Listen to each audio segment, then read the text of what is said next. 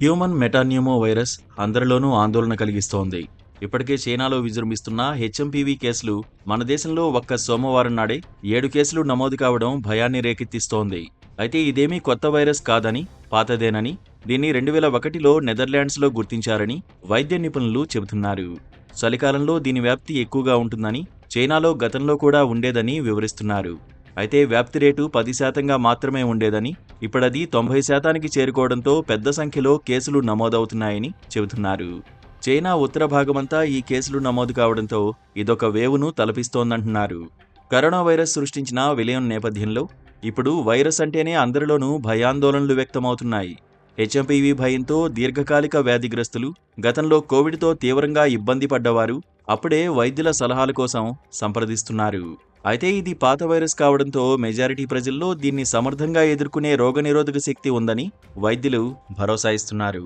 HMPV బారిన పడిన వారిలో ఫ్లూ లక్షణాలు కనిపిస్తాయి. దగ్గు, జ్వరం, ముక్కు కారడం, శ్వాస తీసుకోవడంలో సమస్యలు ఉంటాయి.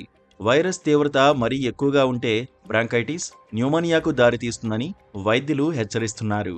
వ్యాధి లక్షణాలు బయటపడడానికి కనీసం 3 నుంచి 6 రోజులు పడుతుందని, నవజాత శిశువులు, చిన్నారులు, వృద్ధుల్లో ఇమ్యూనిటీ తక్కువగా ఉన్న వారిలో ఎక్కువ ప్రమాదాన్ని కలిగిస్తుందని చెబుతున్నారు.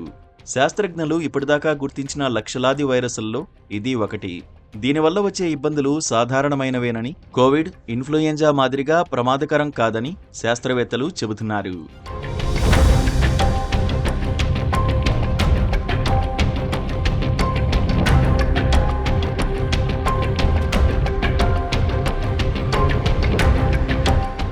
హెచ్ఎంపీవీ వైరస్ను పీసీఆర్ పరీక్ష ద్వారా గుర్తించవచ్చు. అలాగే యాంటీజెన్ పరీక్షతో పాటు సిరాలాజికల్ టెస్ట్ ద్వారా నిర్ధారించవచ్చు. తీవ్రమైన కేసుల్లో అయితే ఛాతీ ఎక్స్రే, సిటీ స్కాన్ కూడా అవసరం కావచ్చని వైద్యులు పేర్కొంటున్నారు.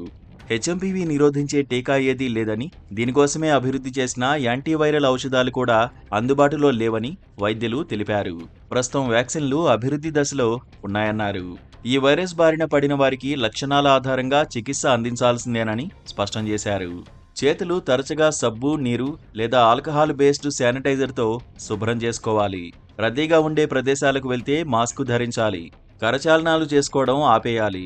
ఒకరు వాడిన రుమాలు మరొకరు వాడకూడదు. చేతులతో ముఖాన్ని, కళ్ళు, ముక్కు, నోటి భాగాలను పదే పదే తాకకుండా ఉండాలి. ఇక వైరస్ బారిన పడ్డవారు ఇతరులకు దూరంగా ఉండాలి. తుమ్మేటప్పుడు, దగ్గేటప్పుడు నోటికి అడ్డంగా చేతి రుమాలు లేదా టిష్యూ పేపర్ పెట్టుకోవాలి. కాగా ఈ వైరస్ సోకిన వారు తుమ్మినప్పుడు, దగ్గినప్పుడు వెలువడే తుంపర్ల ద్వారా వైరస్ బారిన పడ్డవారితో సన్నిహితంగా మెలగడం వల్ల ఇతరులకు సోకుతుంది. హెచ్ఎంపీవీ వైరస్ ఎప్పటినుంచో ఉంది కాబట్టి ప్రజల్లో ఇప్పటికే రోగనిరోధక శక్తి కూడా వచ్చుంటుంది. ఇది ప్రమాదకర వైరస్ కాదు. ప్రజలు భయాందోళనలు చెందవద్దు. చలికాలం పోయేటప్పుడు ఇది వ్యాపిస్తుంటుంది. ముఖ్యంగా 6 నుంచి 12 నెలల పిల్లల్లో 90% ఈ తరహా వైరస్లు వచ్చిపోతుంటాయి. ఇది మళ్లీ మళ్లీ రావచ్చు. ప్రాణాపాయం ఉండదు. అయితే దీర్ఘకాలిక జబ్బులతో బాధపడే వారిలో దీని తీవ్రత కాస్త ఎక్కువగా కనిపించే అవకాశం ఉంది. హెచ్ఎంపీవీలో A1, A2, B1, B2 అనే రకాలు ఉన్నాయి. వీటిలో ఏ రకం మ్యూటేట్ అయిందో జీనోమ్ సీక్వెన్సింగ్ ద్వారా తెలుసుకోవాల్సిన అవసరం ఉంది.